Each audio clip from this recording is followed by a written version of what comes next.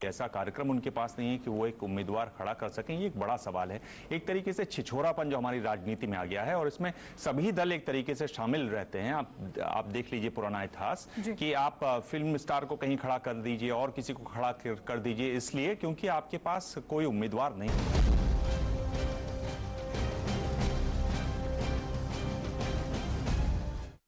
ABP news पर बड़ी बहस जारी है कि क्या संजीव भट्ट के साथ कांग्रेस पार्टी थी। चेतन रावल जी, लेकिन एक जो मुद्दा उठकर आया अभी ब्रेक से पहले भी वो ये कि क्या कांग्रेस पार्टी ने राजनीतिक फायदा उठाने के लिए श्वेता भट्ट को मैदान में उतारा है?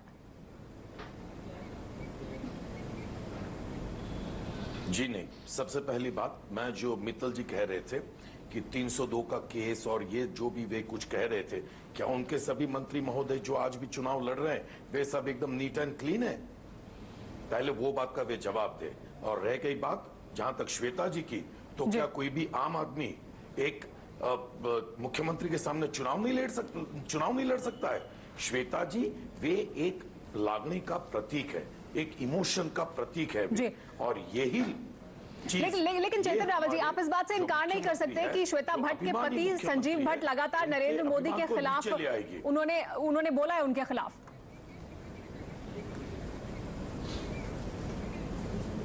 संजीव जी की फाइट जो भी हो वे अपनी जगह पर है। श्वेता जी वे एक स्वतंत्र व्यक्ति है और किसी की भी पत्नी, किसी का भी पति, किसी का भी पिता, किसी का भी बेटा, किसी की भी माँ, किसी की भी बेटी, वो किसी के भी सामने चुनाव भारतवर्ष में लड़ सकती है। हम उस पर आपत्ति नहीं जता सकते। जी दिबांग, इस पर कुछ मैं आपसे ये पूछना चाहता हूँ कि ये श्वेता जी ने कांग्रेस पार्टी कब ज्वाइन किया, आप बता सकते हैं इस बात को? समेरा जी, दिबांग जी। जी मैं आती हूँ सुधांशु जी आपके पास। जी चेतन जी, आपसे सीधा सवाल दिबांग का। दिबांग जी, शायद उन्होंने आज ही ज्वाइन की होगी या कल की होगी। यही मैं कह रहा हूं कि आपके पास कोई कार्यक्रम नहीं है, कोई कार्यकर्ता नहीं है जो वहां पर जाकर जमीनी स्तर पर तैयारी करे और जमीनी स्तर पर यह साबित करे कि हाँ आपकी पार्टी में इतना दम है, आपके कार्यक्रमों में इतना दम है। आप इतनी आलोचना करें मुख्यमंत्री के कार्यकाल की, आपके पास ऐसा कोई कार्यकर्ता जमीनी नहीं है। ये त्रासदी है और आप ही की नहीं त्रासदी है।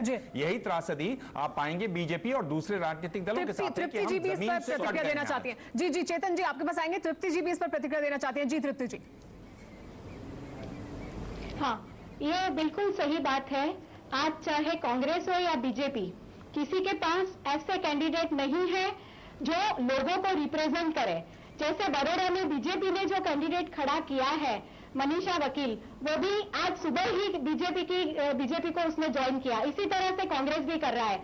मुझे लग रहा है लोगों के जो मुद्दे हैं, आम जनता के जो मुद्दे हैं, उसको लेके ये दोनों ही या सभी पॉलिटिकल पार्टियां काम नहीं कर रही है। उसके जो प्रत्याशी है वो भी लोगों के मुद्दों को लेके नहीं जा रहे हैं, बल्कि राजनीति का स्तर जैसे अभी अभी आपने बताया इतना नीचे गिर चुका है। सिर्फ पर्सनल लेवल पे एलिगेशन होते हैं, जैसे कि संजय भट्ट की बात अभी कर रहे थे। मुझे लगता है तृप्ति जी, लेकिन नहीं होना चाहिए। लेकिन संजीव भट्ट के पीछे कांग्रेस है या नहीं है, मुद्दा ये होना चाहिए कि उसका संजय भट्ट का आक्षेप सही है या नहीं है। लेकिन उस मुद्दों पे ये चर्चा नहीं कर रहे हैं, उसके पीछे कौन है कौन नहीं है। ऐसे ही मुद्दों में लोग उलझे जा रहे हैं जिसमें लोगों के मुद्दे कभी भी बाहर नहीं आते। जी सुधांशु मित्तल जी, मतलब जो मुद्दा है उस पर बात ना करके बीजेपी ये मुद्दा सामने लेकर आई है कि कांग्रेस पार्टी पीछे थी संजीव भट्ट के, उस मुद्दे को आप सामने लेकर आए, जबकि चुनाव के मैदान में तो श्वेता भट्ट है।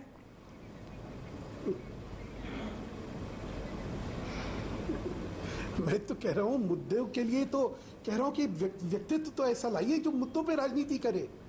नरेंद्र मोदी विकास के मुद्दे को लेकर जनता के सामने गए हैं और आज से नहीं गए, पिछले 12 साल से जनता के सामने विकास के मुद्दे को लेके गए हुए हैं और इसीलिए बार बार उनका विकास देख के जनता उनको वोट देती है। मैं अगर मुझे टोका ना जाए तो एक और रहस्य उद्घाटन करना चाहूंगा, क्योंकि कश्यप जी ने भी कहा, मैं एक मिनट मैं आपको बतलाता हूं कि आपको ध्यान होगा श्रीमती सोनिया गांधी ने ऑफिस ऑफ प्रॉफिट के विषय को लेके लोकसभा से इस्तीफा देके दोबारा चुनाव लड़ा था। उस समय उनके परिवार से संबंधित एक व्यक्ति भाजपा अध्यक्ष से मिले और उन्होंने निवेदन करा कि मैं श्रीमती सोनिया गांधी के खिलाफ चुनाव लड़ने को तैयार हूं।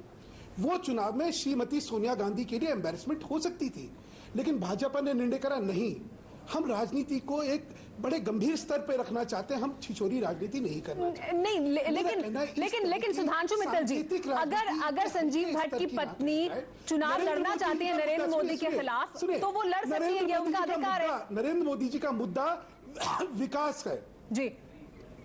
सुनिए संजीव भट्ट भी तो कुछ मुद्दा लेकर लड़ाई लड़ रहे हैं ना नरेंद्र मोदी के खिलाफ। विकास का मुद्दा है, उनकी प्रशासनिक कुशलता का मुद्दा है। आप लाइए एक ऐसे व्यक्तित्व को लाइए जो उनको इन मुद्दों के बारे में उनके सामने उनको चुनौती दे, रखिए, प्रामाणिकता से रखिए। लेकिन एक व्यक्ति जिसका कि सारा परिचय यह है कि वो संजीव भट्ट की पत्नी है, उनका नाम तक नहीं है। लेकिन सुधांशु मित्तल जी, आप अभी व्यक्तित्व की बात कर रहे हैं, इसकी बात कर रहे हैं, उनको कोई सामाजिक कार्यकर्ता नहीं मानता। बहुत सारे कांग्रेस के बहुत सारे नेताओं को अभी बीजेपी ने अपनी पार्टी में गुजरात में शामिल किया और अपने उनको लड़वा रही है। हिंदुस्तान में एक अच्छा भारत में कोई भी सामान्य आदमी को चुनाव लड़ने का हक नहीं है, क्या आप ये कहना चाहते हैं? जी हाँ, ये इसी मुद्दे पर चर्चा को आगे बढ़ाएंगे, चर्चा को जारी रखेंगे। फिलहाल वक्त हो रहा है एक ब्रेक का, फौरन होंगे हाजिर।